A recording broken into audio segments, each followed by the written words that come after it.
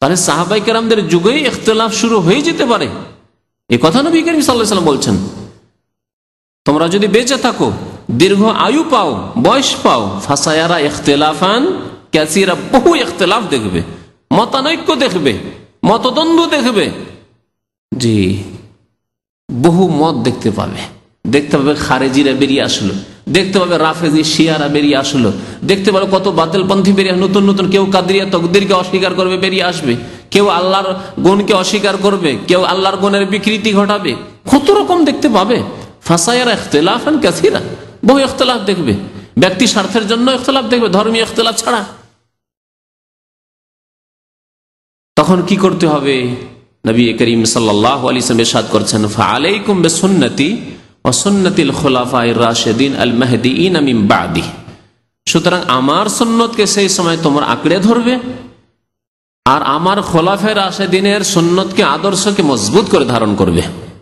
আদু আলাইহি বিন নাওয়াজিস, বড় মজবুত করে তোমরা ধারণ করবে, ছেড়ে দেবে না। নবীর সুন্নতকে আর খোলাফায়ে রাশিদিন আবু বকর, ওমর, ওসমান, আলী, এই চার খোলাফা রিজওয়ানুল্লাহ তাআলা আলাইহিম আজমাইন, তাদের সুন্নতকে তোমরা মজবুত করে ধারণ করবে, তাহলে পথভ্রষ্ট হবে না।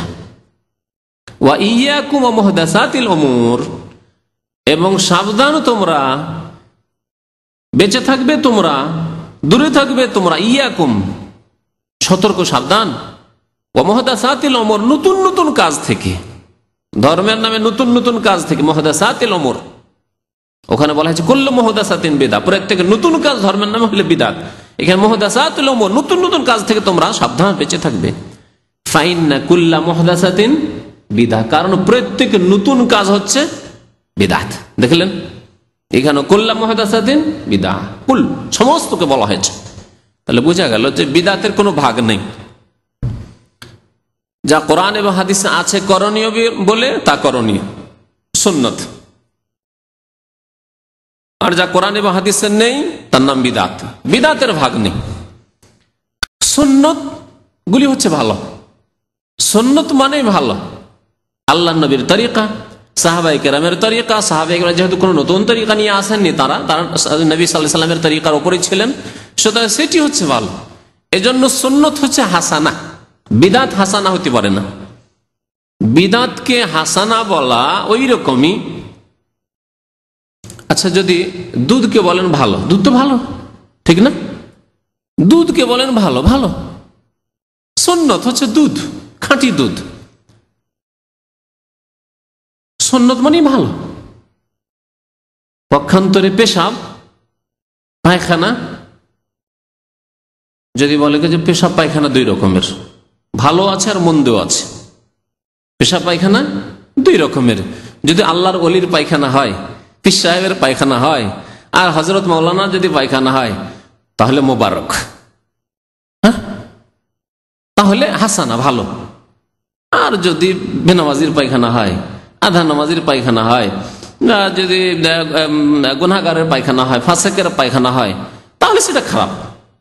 মেনে নেবেন যে হুজুরজির পায়খানা, পীর কিবলার পায়খানা, আর শ্বশুর কিবলার পায়খানা, কিবলার তো অভাব নেই মাশাআল্লাহ, হ্যাঁ, মায়ের পায়খানা, বাবার পায়খানা, সেজন্য ভালো? কখনো ভালো না। পায়খানা নাপাক, পেশাব নাপাক, নাপাক। ওই রকম বিদআত মানে ধর্মের নামে নতুন কাজ, নতুন কাজ, সুতরাং মারদুতা, প্রত্যাখ্যাত।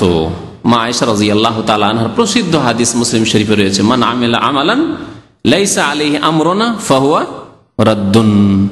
যেই ব্যক্তি এমন কোন আমল করলো, আমল করলো না, নয় বেআমল নয়, বেনামাজি নয়, আমল করলো, তাহলে বোঝা গেল যে নামাজ পড়েও রোজা রেখেও যদি কেউ বিদআত করে, ভালো কর্ম করে, আমল করে, তার সাথে সাথে বিদআত করে, তাহলে যাবে জাহান্নামে। যেমন যাবে বেনামাজি, যেমন যাবে বেরোজগার, যেমন যাবে গুনাহগার ফাসেক, তেমনি যাবে বিদআতি ফাসেক যারা, তারাও জাহান্নামে যাবে। মান আমিলা আমালান, যারা এমন কোন আমল করলো যে আমল লাইসা আলাইহি আমরুনা, সেই আমল আমার আদর্শ মোতাবেক নয়, নবী করিম সাল্লাল্লাহু আলাইহি ওয়াসাল্লাম সেই আমল করেননি, করতেও বলেননি, অনুমতি দেননি, এইরকম কোন আদর্শ ছেড়ে যাননি।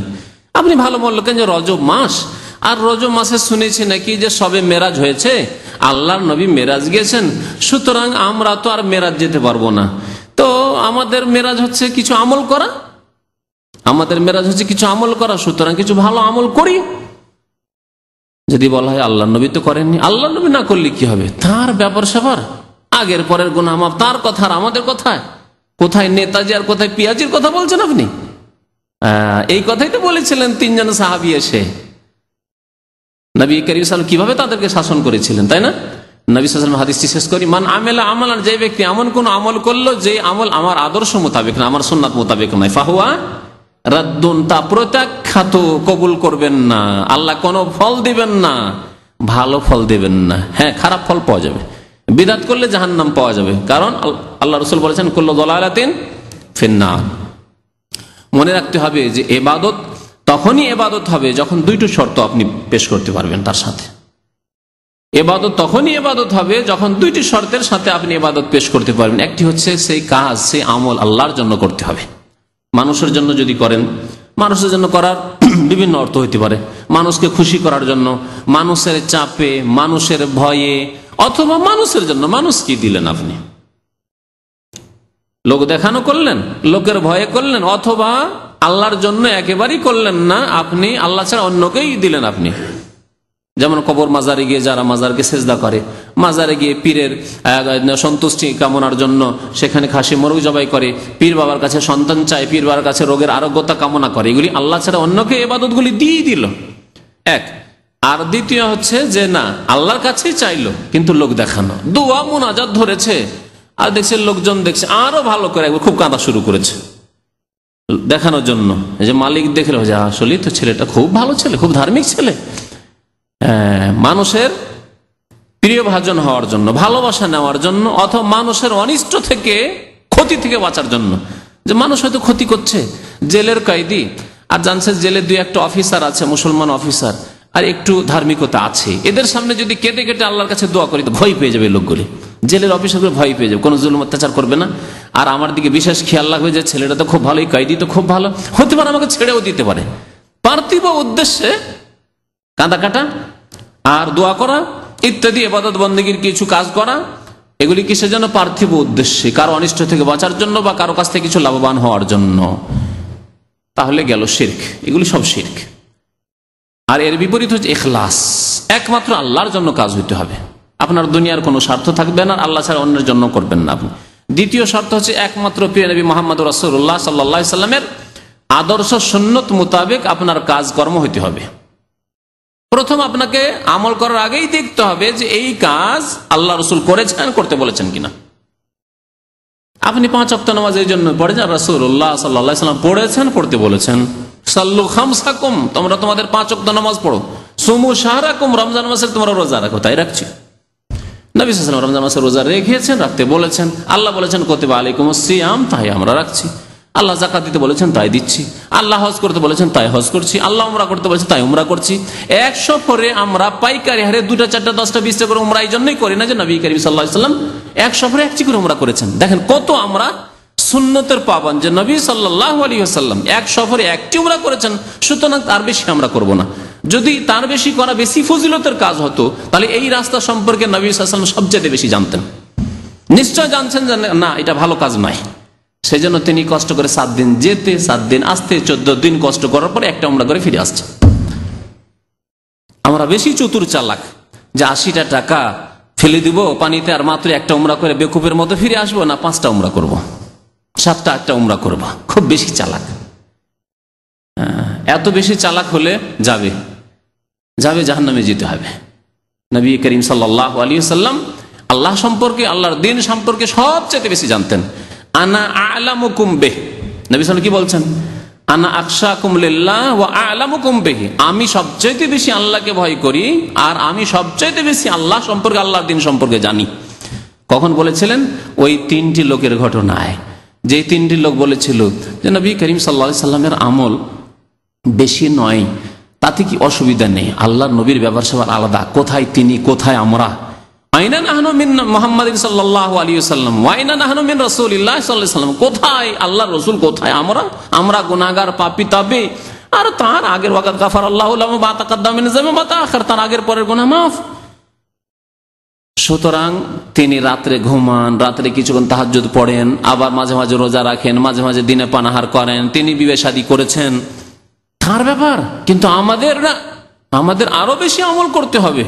তাই একজন কি বলল, ওসাল্লিল লাইলা ওয়ালা আনামু আবাদা, সারা রাত নামাজ পড়বো আর জীবনে কোনোদিন রাত্রে বিছানায় যাব না, ঘুমাবো না। বল, ঘুম হারাম করে নিল একজন নিজের উপর। আর একজন বলছে কি, আমি সারা জীবন রোজা রাখবো, সারা জীবন ধরে রোজা রাখবো, কখনো দিনে পানাহার করব না। নবী করিম সাল্লাল্লাহু আলাইহি ওয়াসাল্লাম বলেছেন, খুব বেশি যদি রোজা রাখতে হয় তো দাউদ আলাইহিস সালামের রোজা রাখো। কিরকম? ইয়াসুমু ইয়াওমান ওয়া ইফতারু ইয়াওমান, একদিন রোজা রাখেন আর একদিন ইফতার করেন, দিনে পানাহার করেন। আর সারা বছর ধরে রোজা রাখবেন জায়েজ না। সেই লোকটি বলল, আমি সারা জীবন রোজা রাখবো। তৃতীয় লোক বলছে যে, আম্মা আনা ফাতাযালুন নিসা ওয়ালা আতাযাওয়াজু আবাদা, আমি এক্ষুনি গিয়ে আমার স্ত্রীকে তালাক দিয়ে দেবো, তার বাবার বাড়ি পাঠিয়ে দেবো, ওয়ালা আতাযাওয়াজু আবাদা, জীবনে বিবাহ শাদী করব না। আতাযালুন নিসা থেকে বোঝা যায় যে তার স্ত্রী ছিল, তার থেকে আলাদা হয়ে যাব, মানে ওকে জুদা করে দেবো, তালাক দিয়ে দেবো, দিয়ে আর জীবনে বিবাহ শাদী করব না। নবী করিম সাল্লাল্লাহু আলাইহি ওয়াসাল্লাম তাদের কথা যেমনই শুনতে পেলেন, নবী সাল্লাল্লাহু আলাইহি ওয়াসাল্লাম তখন ছিলেন না, শুনতে পেলেন যে এরকম কথাবার্তা বলে গেল, হয়তো বিবিদের কাছ থেকে শুনতে পেলেন, তাড়াতাড়ি করে ডাকলেন লোকগুলিকে, চলে যাচ্ছিল, সামান্য একটু দূরে গিয়েছে। শোনো শোনো শোনো শোনো, কি বলছিলে? আনতুমাল্লে যে কুলতুম কাজা ওয়া কাজা, তোমরা এইসব কথাবার্তা বলছিলে না? আমি ইয়া রাসূলুল্লাহ, জি হ্যাঁ ইয়া রাসূলুল্লাহ। নবী করিম সাল্লাল্লাহু আলাইহি ওয়াসাল্লাম বললেন যে, দেখো, এই কথাটি বলেছেন, আম্মা আনা, আমার কথা শুনে রাখো, যে আনা আখশাকুম লিল্লাহ, সবচেয়ে বেশি আল্লাহকে ভয় করি, তোমাদের চাইতে আল্লাহকে বেশি ভয় করি। সারা পৃথিবীর সবচেয়ে বেশি যিনি আল্লাহকে ভয় করেছেন তিনি মুহাম্মদুর রাসূলুল্লাহ সাল্লাল্লাহু আলাইহি ওয়াসাল্লাম। ওয়া আ'লামুকুম বিহি, আর সবচেয়ে বেশি আল্লাহ সম্পর্কে, আল্লাহর দিন সম্পর্কে জানি। তাহলে যেই ব্যক্তি আল্লাহর দিন সম্পর্কে সবচেয়ে বেশি জানেন, তিনি জানতেন না যে রজব মাসে কি করতে হবে? তিনি জানতেন না যে শাবান মাসে কি করতে হবে? তিনি করলেন না, তিনি করতে বললেন না, আর আমরা বুঝে নিলাম যে না, ভালো কাজ আরো আছে, করতে হবে। অথবা নবী করেননি তাই বলে আমাদের করতে হবে না। কত বড় গুমরাহি! লা তুকাদ্দিমু বাইনা ইয়াদাইল্লাহি ওয়া রাসূল, সূরা হুজুরাতের 1 নম্বর আয়াত। আল্লাহ বলছেন, ইয়া আইয়ুহাল্লাযীনা আমানু, হে মুমিনগণ, লা তুকাদ্দিমু বাইনা ইয়াদাইল্লাহি ওয়া রাসূলিহি, আল্লাহ এবং রাসূলের আগে বাড়িও না। যে আল্লাহ করতে বললেন না, রাসূলও করতে বললেন না, আর তার আগে বেড়ে যাবে না, আমাদের আরো বেশি করতে হবে। লা তুকাদ্দিমু বাইনা ইয়াদাইল্লাহি ওয়া রাসূলিহি ওয়াত্তাকুল্লাহ, আল্লাহকে ভয় করো। যথেষ্ট, আল্লাহ যা চেয়েছেন তাই আদায় করতে পারেন না। নিজের হিসাব করেন যে কতদিন আপনার ফজরের জামাত ছুটছে, হিসাব করেন যে কতদিন আপনার তাকবীরে তাহরিমা ছুটছে। একদিনের আজকের হিসাবে 5 ওয়াক্ত নামাজ তাকবীরে তাহরিমা আউয়াল ওয়াক্ত সহ পেয়েছেন আপনি। মসজিদের হক, নবী সাল্লাল্লাহু আলাইহি ওয়াসাল্লাম বলছেন মসজিদে গিয়ে 2 রাকাত নামাজ পড়বে, পড়তে পেরেছেন আপনি তাহিয়াতুল মসজিদ 5 ওয়াক্ত না? এইরকম কত যে নেকির রাস্তা রয়েছে যেগুলি নবী করিম সাল্লাল্লাহু আলাইহি ওয়াসাল্লাম আমাদের মাঝে ছেড়ে গিয়েছেন, সেসবের আমরা পরোয়া করি না, সেসবের প্রতি ভক্তি নেই। বহু সুন্নত আমরা সাফ করে দিয়েছি, নেই দেশে, জানেই না মানুষ। তাহিয়াতুল মসজিদ আমাদের দেশের মানুষরা জানেই না, জানলে জানে যে একটা নামাজ আছে, কিন্তু আমলের দিক দিয়ে নেই, বরং এর বিরোধিতা আছে। বসতে হবে 1-2 মিনিট, তারপর উঠে নামাজ পড়া শুরু করবে, বিশেষ করে জুমার দিনে। আর নতুন নতুন বিদাতের রাস্তা খুলে রেখেছে। এই রজব মাস আর শাবান মাস, এসব সম্পর্কে বিশেষ করে আমাদের দেশের কিছু বিদাতি কিতাব মানুষকে খুব গোমরাহ করেছে, মানুষকে খুব গোমরাহ করেছে। ইব্রাহিম আলাইহিস সালাম বড় আফসোসের সাথে বলেছিলেন, কোরআনে কারীমে আল্লাহ তার দোয়ার কথা বলেছেন যে ইরাক দেশে, ইব্রাহিম আলাইহিস সালামের দেশে, তার বাবার দেশে, আজরের দেশে এই মূর্তি পূজা এমন ভাবে মানুষকে বিভ্রান্ত করে রেখেছিল, গোমরাহ করে রেখেছিল। রব্বে ইন্নাহুন্না আদলালনা কাসীরাম মিনান নাস, হে আল্লাহ, এই মূর্তিতে, এই প্রতিমা পূজাতে, এই পুতুল পূজাতে বহু মানুষকে পথভ্রষ্ট করে রেখেছে। এমন হয়ে ডুবে আছে মূর্তি পূজার, পুতুল পূজায়, যে এদেরকে এখান থেকে উদ্ধার করা অসম্ভব হয়ে পড়েছে। রব্বে ইন্নাহুন্না আদলালনা কাসীরাম মিনান নাস, বহু মানুষকে গোমরাহ করেছে। ভারতের সমাজে, হিন্দু সমাজে ইসলামের দাওয়াত দেওয়া সবচেয়ে বড় বাধা হচ্ছে মূর্তি পূজা। লিঙ্গ পূজা থেকে শুরু করে নদী পূজা, আর পাহাড় পূজা, পর্বত পূজা, গঙ্গা পূজা, যমুনা পূজা, পূজার শেষ নেই। দুনিয়ার সবকিছু, এদের পূজা, বাদর পূজা, হনুমান পূজা, সবকিছুর পূজা। ইন্নাহুন্না আযলালনা কাসীরাম মিনান নাস, এই আল্লাহ ছাড়া অন্যের পূজা সবচেয়ে বড় বাধা সত্যকে গ্রহণে। বন্ধ হয়ে গেছে, বন্ধ হয়ে গেছে। ঠিকই তেমনি মুসলিম সমাজে ভারত বাংলা